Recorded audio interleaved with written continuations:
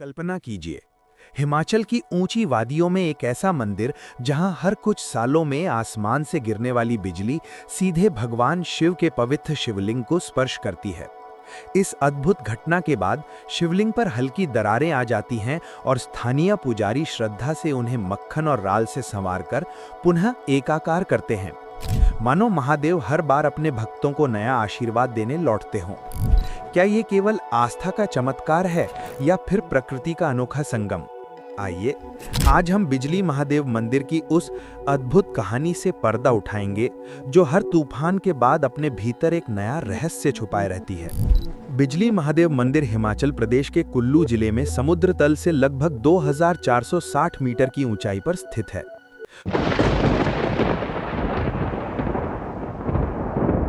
कुल्लू शहर से चंसारी गांव तक लगभग 14-15 किलोमीटर का सुंदर सफर सड़क से तय होता है।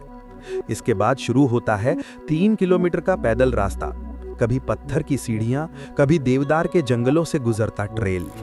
रास्ते में बहती ठंडी हवा, जंगलों की महक और घाटी का नज़ारा हर कदम पर एहसास कराता है कि आप किसी पवित्र धाम की ओर बढ़ रहे हैं।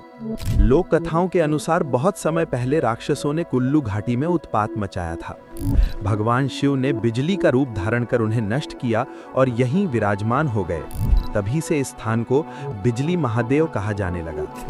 स्थानीय लोग मानते हैं कि आज भी जब आसमान से बिजली गिरती है तो वो महादेव की दिव्य शक्ति का प्रतीक है, जो घाटी के लोगों की रक्षा करती है। मंदिर परिसर में एक ऊंचा लकड़ी का खंभा खड़ा है, जिसे ध्वज स्तंभ कहा जाता है। यही वो बिंदु है जहां अक्सर बिजली गिरती है। ऊर्जा का असर शिवलिंग तक पहुंचता है और कई बार उसकी सतह पर हल्की दरारें आ जाती हैं।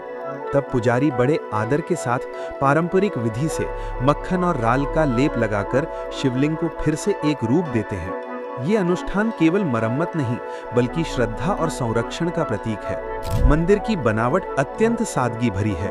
पत्थर और लकड़ी का छोटा गर्भगृह, सामने खुला आंगन और बगल में खड़ा विशाल ध्वज स्तंभ। यहाँ से घाटी का दृश्य मन मोह लेता है।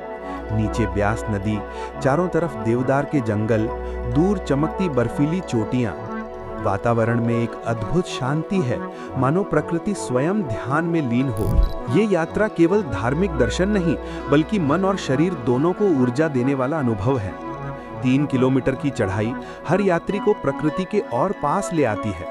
रास्ते में आपको स्थानीय लोग मिलते हैं जो सहजता से जय भोले कहकर आपका स्वागत करते हैं। बुजुर्ग भी अगर धीरे धीरे चलें तो आराम से मंदिर तक पहुंच सकते हैं। रास्ते में बैठकर घाटी का नजारा लेना खुद एक ध्यान बन जाता है। बिजली महादेव मंदिर स्थानीय संस्कृति का भी अहम हिस्सा है। महाशिवरात्रि और सावन मास में यहाँ मेलों का आयोजन होता है। ढोल, नगाड़ों की धुन, लोक नृत्य और पारंपरिक वाद्य सब मिलकर मंदिर के वातावरण को और जीवंत बना देते हैं। ये पर्व केवल पूजा नहीं, बल्कि समाज को जोड़ने का अवसर भी होते हैं। बिजली महादेव मंदिर हमें सिखाता है कि आस्था और तर्क दोनों मिलकर जीवन को और गहरा अर्थ देते हैं।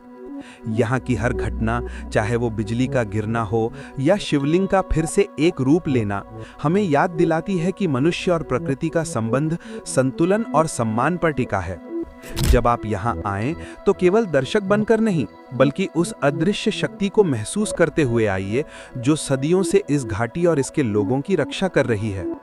आइए इस धरोहर को संजोएं, पर्यावरण का ध्यान रखें और इस पवित्र स्थान की शांति को बरकरार रखने में अपना योगदान दें। जय भोलेनाथ।